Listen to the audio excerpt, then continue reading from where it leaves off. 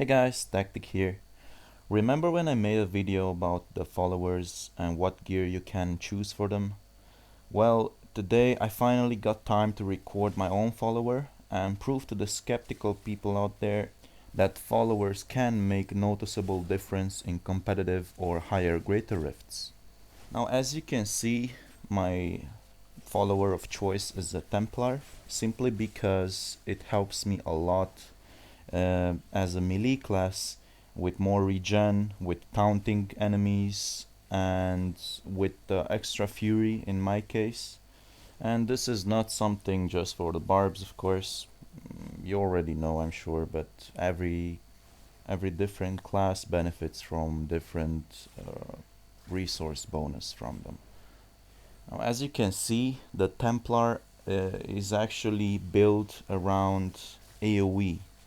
So basically all the items I equipped him with, all of them, I mean not really all of them, but most of them have an AoE passive related to the item equipped. This helps a lot because you can't really scale the Templar to deal a specific type of damage simply because you don't really have the necessary inventory to equip your Templar with. So you have to work with multiple independent attacks, especially AoE ones, because you only scale the procs with the weapon damage. And since you have a weapon damage gem inside your one-hander, this will scale extremely well. And this is why it's super important to use the Templar as a follower. Once, it's for the superb passives they offer you, and second, because the best equipment pieces for followers fit perfectly with the Templar. For example, the Westmarch Defender Shield works hand in hand with the taunt skill the Templar have, making the shield proc the first AoE skill. Then since the mobs are in melee range, they will slowly melt away from the Bolkatos Wedding Band passive. Now how this secondary works from this ring is that it works according to the current HP of the mob. So the more HP the mob have, the more damage the Templar would deal. But you can clearly see even in this tests, I only tested the Greater Rift 30 because I can't really afford to go higher because I play hardcore.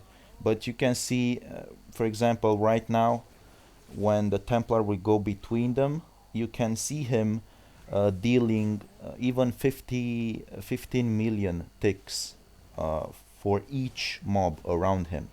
So this is something, I don't know, it's worth taking into account, especially if you plan to go higher greater rifts or competitive greater rifts solo.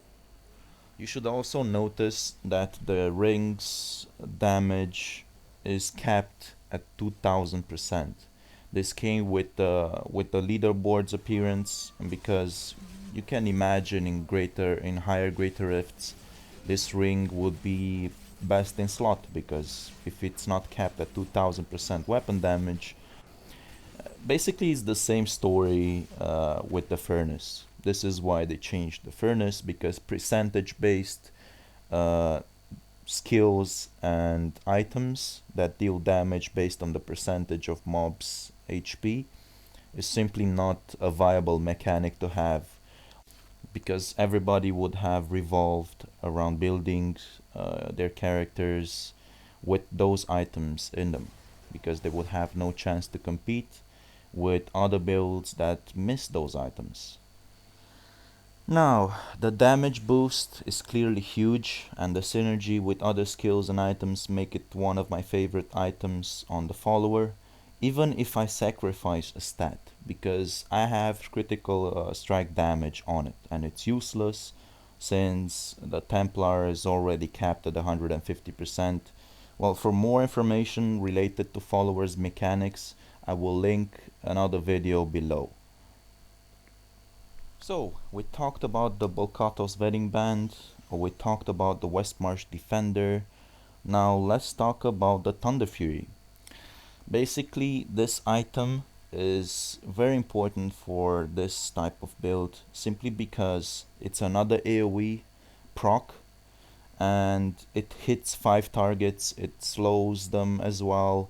It works extremely well because first of all you debuff your mobs with minus 30% damage and 30% movement speed, and then you hit them. You hit 5 targets for 372% weapon damage maxed. So I don't know, all these procs work extremely well because you actually jam weapon damage inside your weapon. So a red gem inside your weapon. So this will make all your procs scale even more.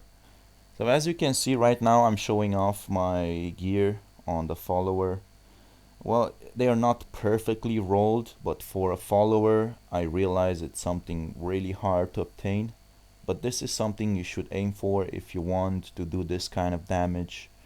Well, I don't really know about an enchantress or a scoundrel if it's able to do this kind of damage now.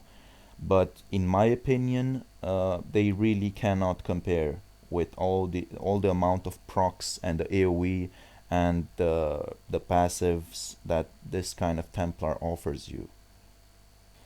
And as you can see, if you don't really need extra resources, you can pretty much pick like a mini proc. It will save your life in most situations. The intervene ability from the Templar. This is if of course if you don't really need the extra resources. So we got the Volkato's Wedding Band covered, the Westmarch Defender covered, the Thunder Fury covered. And if you thought that this is it, no, it actually has even one more proc. And this is actually the hardest part because you really need to play a mage in order to get a Moonlight Ward, and it's not exactly an easy to get necklace either.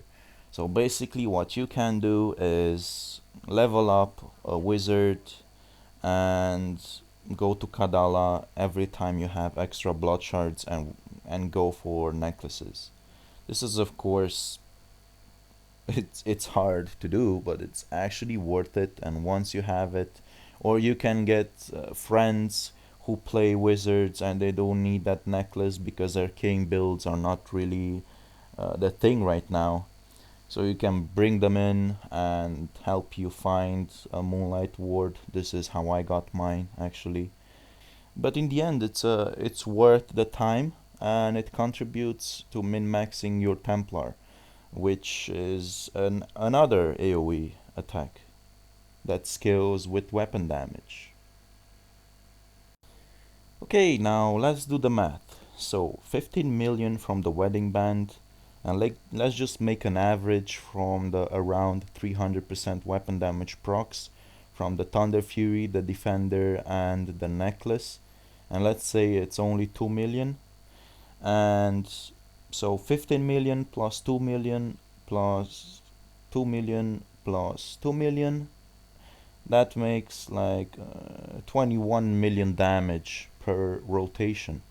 And you can clearly see like the Templar hits like twice, it can proc twice a second with the Thunder Fury. So let's just leave it as an average. So let's just say each second, if the Templar is between the mobs, which it in my case it's all the time, it will provide you with 21 million damage per second to all the mobs around you, which is, I don't know, it's amazing.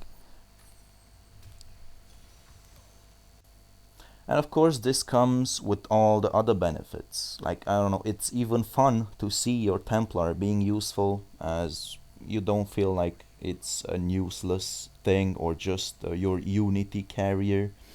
You can easily see lots of procs and damage from his behalf as well.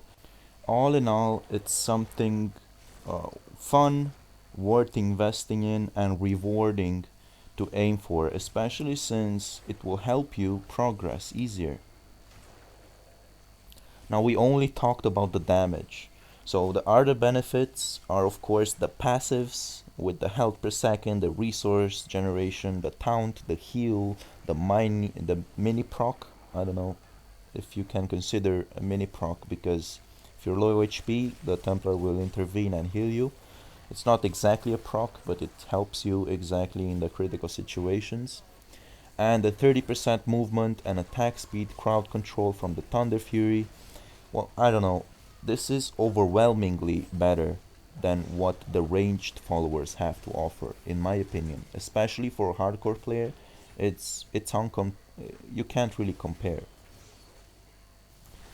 So thanks guys for watching again. Thank you for all the support. Sorry that I couldn't post a video last week, but this is not a job for me. This is something fun that I like to do in my free time. I like to share the information and my findings with the community, because I learn new stuff from you guys all the time, as you can see on the forums. So again, thanks and see you guys next time.